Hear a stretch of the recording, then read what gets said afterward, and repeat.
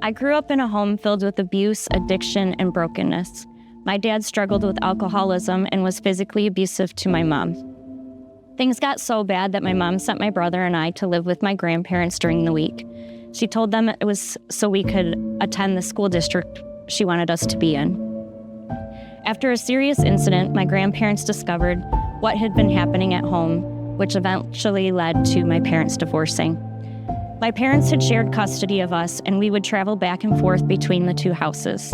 The only real glimpse I had of God growing up was going to a Catholic church with my grandparents on Sundays. When I was 6 years old, my dad was shot in the head outside the furniture store he managed in Detroit. We spent quite a bit of time by his hospital bed, hoping he would wake up from his coma.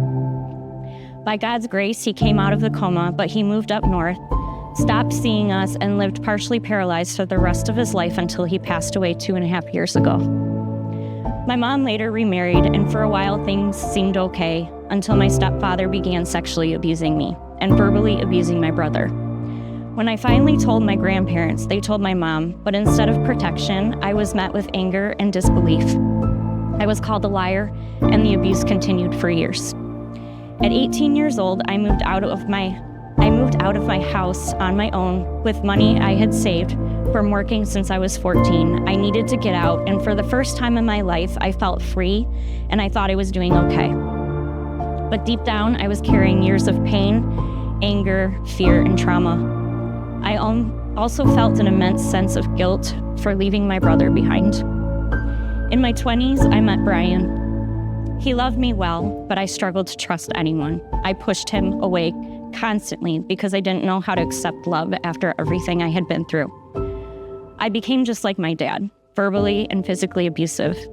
Eventually he left, and I realized that I had just pushed away the greatest thing that had ever happened to me.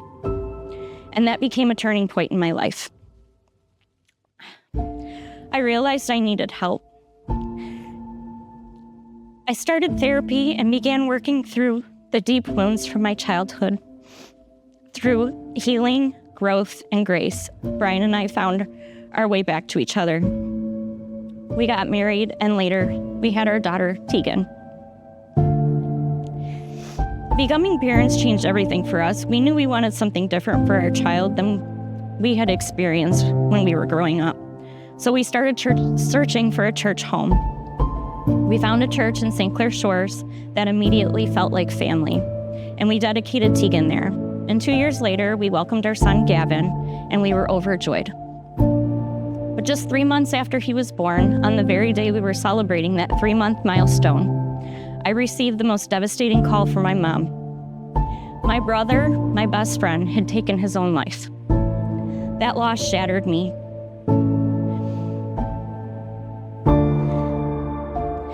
Instead of anger, I completely shut down. I went through the motions during the day, but when Brian came home, I would lock myself in my bedroom and isolate myself. Just 2 months later, I lost my grandma, the woman who became my mom during my childhood years. And just 6 months after that, our son Gavin was struggling to breathe, and we spent 3 days in the ICU nursing him back to health. During that season, I struggled deeply with my relationship with God and with myself. But even in my darkest moments, God never left me. He pushed me to get out there and organize suicide prevention walks to raise awareness for mental health. He gave me a church family that wouldn't give up on me, that showered me with love and gave me a daily devotional that I started reading.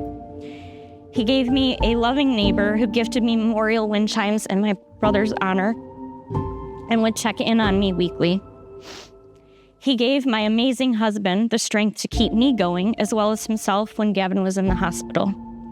And he gave me my beautiful daughter, who had no idea what was going on, but her smile, hugs, and love helped me get through what I believe to be the worst time in my entire life. Looking back now, I can see his hand over my life through every painful chapter, through abuse, loss, trauma, grief, and heartbreak. God continued to carry me even when I didn't realize it. He placed people in my life who loved me, guided me toward healing, restored my relationship, blessed me with my children, and slowly built my faith. My story is not one of a perfect life. It's a story of God's faithfulness through brokenness. He took years of pain and began turning them into healing, purpose, and hope. And while my journey is still continuing, I know that God was beside me all along, even in the moments I felt most alone.